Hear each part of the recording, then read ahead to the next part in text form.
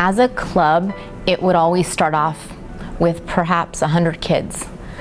But since we had 2 lunches, there was never a sense of coordination of the same group every single day. So it usually ended up dwindling down to maybe 35 solid kids, and that would be having one meeting at one lunch, another meeting at a different lunch. And we had our few extracurricular activities, but it was always difficult to have the link leaders truly build that connection, if you will, with the freshmen.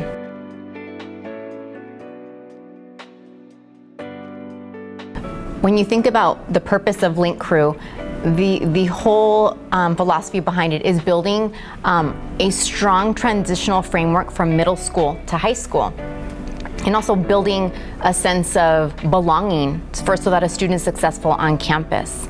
And now that we've become a program, it's allowed us to truly build those relationships even during orientation, during summer. But even in one step further, we're allowing our students to meet their Link Crew leaders within the classroom that they will be in during the entire year. At the same time, these Link Crew leaders see their babies Monday through Thursday consistently throughout the entire school year, on top of any other additional outings or activities that we host on campus.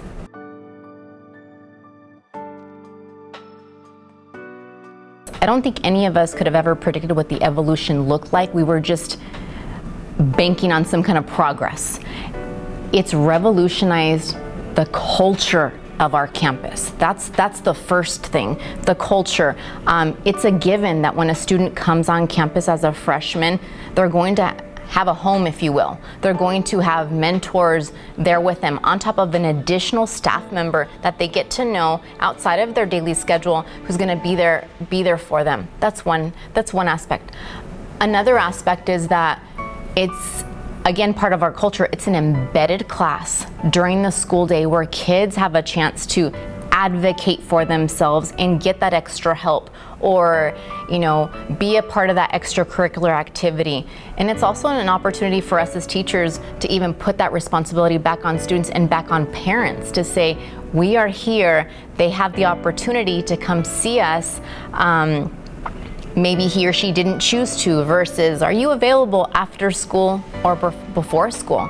As far as staff, I have been teaching for 17 years, and I've been at Alta Loma, I want to say maybe, to do the math, 11, 12 years, and there's been a huge transition from what it used to be when I was on this campus until now with the camaraderie. I had a couple of students transfer here from another high school within our district, and both within the same week came to me on their own to say, it was a really tough transition, but I have to say, I feel like teachers care about me. And that's huge. When a student can say that about the culture of a school, why wouldn't they want to try hard?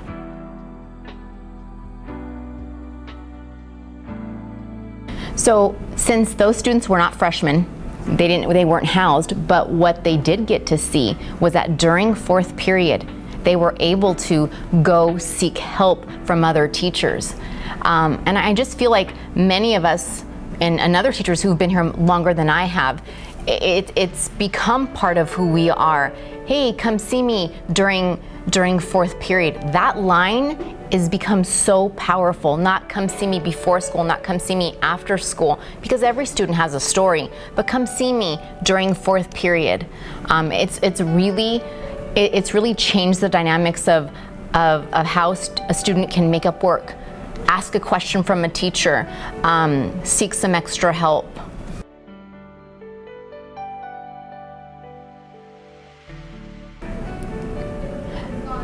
As easy as it is for me to say right now, those 3 minutes are insignificant when you look at the 4th period. When you look at that 4th period and the potential of what can happen during 4th period, those minutes are non-existent. They're not needed. I look at some of the AP classes during that offer that extra tutorial or that extra study hall 4th period. Students now are forming their own study groups on their own. I'm seeing those students who perhaps during a regular time period class struggle in a class feel like, let me go speak to the teacher one-on-one during fourth period.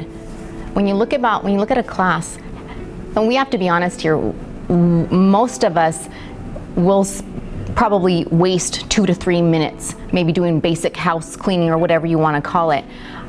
Those 3 minutes are insignificant when you look at what we're teaching our kids to do, and that's advocating for themselves, changing the culture of a school, and also changing the minds of students, not just from the perspective of freshmen and juniors, sophomores, but there's a whole leader aspect as well.